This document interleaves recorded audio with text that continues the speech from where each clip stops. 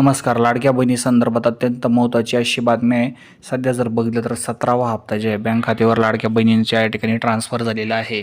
मंत्री गिरीश महाजन यांनी याबाबतचे अधिकृत ट्विट केलेले होते. त्यामुळे 14 जानेवारीपर्यंत किंवा त्याच्या आधीच लाडक्या बहिणींच्या खात्यात डिसेंबर आणि जानेवारी महिन्याचे पैसे येणार असल्याची चर्चा आहे. राज्यात सध्या महापालिका निवडणुकीची रणधुमाळी सुरू आहे. 15 जानेवारी रोजी महापालिका निवडणुकीसाठी राज्यात मतदान होणार आहे. त्यामुळे राज्यातील लाडक्या बहिणींच्या खात्यात डिसेंबर आणि जानेवारीच्या हप्त्याचे पैसे येण्याची शक्यता आहे. दरम्यान मंत्री आदित्य तटकरे यांच्याकडून अद्याप कोणतीही माहिती देण्यात आलेली नाही. मंत्री आदित्य तटकरे यांनी कोणतं सांगितलेलं नाही की एकत्र हप्ता मिळणार आहे किंवा जर बघितलं तर जे आहे कोणत्याही सरकारच्या अधिकाऱ्यांनी सांगितलं नाही की एकत्र मिळणार आहे. फक्त कुजबूज चालू आहे की मिळण्याची शक्यता आहे.